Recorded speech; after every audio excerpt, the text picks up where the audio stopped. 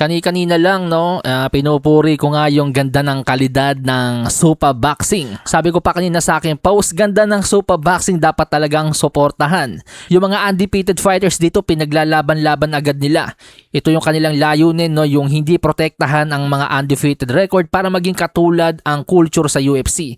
Kung saan yung mga perfect record hindi ginagawang big deal. Mas mahalaga sa kanila yung quality ng laban. Kaya naman kanina nung maglaban nga po yung dalawang undefeated fighters na sina Abel Mejia, may kartadang 10-0 with 7 knockouts, at Jabrio P. Benito, may kartadang 6-0 with 4 knockouts.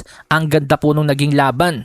Na-upset po ng bata ni Freddie Roach na si Jabrio P. Benito ang liamadong si Abel Mejia via third round TKO. So dito po sa Supa Boxing, no, hindi porke undefeated ka, bibigyan ka ng mga patokang laban para pagandahin ng record mo. Layunin daw po ng liga, balancing laban. Hanggat maaari kada match 50-50 fight para mas dekalidad yung mga laban na kanilang naipapalabas. So taliwas na taliwas po ito sa traditional na boxing ngayon, tulad sa PBC, sa Matchroom. Kapag ikaw yung kanilang bata, kadalasan bibigyan kanila ng mga laban na alam nilang kayang-kaya mong talunin para gumanda yung record mo, para tumaas yung market value mo. Pero dito, ibang-iba talaga sa Supa Boxing. Kada laban mo, bibigyan ka talaga ng 50-50 fight.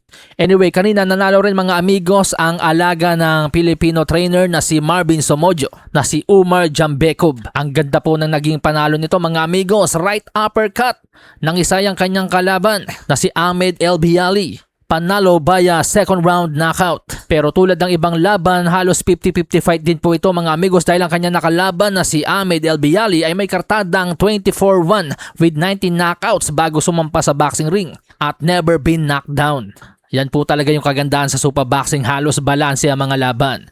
Pero ang pinakamagandang balita ngayon sa Supa Boxing, former world champion Mark Magnifico Magsayo pumirma na at kinuha na ng Supa Boxing. Ano nga bang ibig sabihin nito para sa karera ni Mark?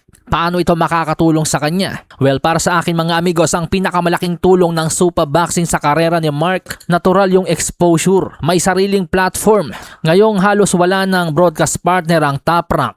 Ang Golden Boy tatanggalin na rin ng DAZN. Ang PBC sobrang dalang din magpalabas ng boxing sa Amazon Prime. Ang Probox TV naman talagang parang nasa YouTube lang. So hindi kagaya nitong Supa Boxing. 7 taon po ang kontrata nito sa Paramount. Nagkakahalaga ng $7.7 billion po ang kanilang naging deal, kaya't obligado ang UFC at ang Supa Boxing na magbigay ng regular show sa Paramount. Ibig sabihin, may regular show, mas madalas tayong makakapanood ng boxing dito. Hindi katulad sa PBC, tuwing may pay-per-view lang, nagkakaroon ng laban ang kanilang mga fighters. Kaya nga kung papasin niyo, ang dami ng napanis na fighters sa PBC. Yung iba nagsilipat na, tulad nila Deontay Wilder, sila Leo Santa Cruz na panis na sa PBC. Sa boxing, activity matters, kaya't napakahalaga nito para sa tulad ni Mark Magsayo. Hindi niya kailangan maghintay sa mga malalaking pangalan na magkaroon ng laban at sasabit sila sa mga undercard.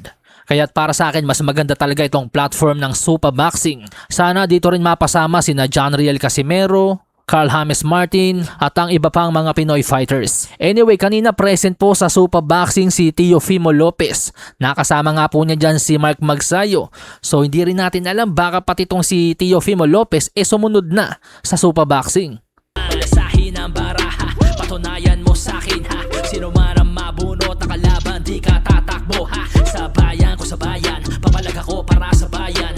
Basagan na bungo para sa akin, putek pabor pangayan. Walang Reno TV.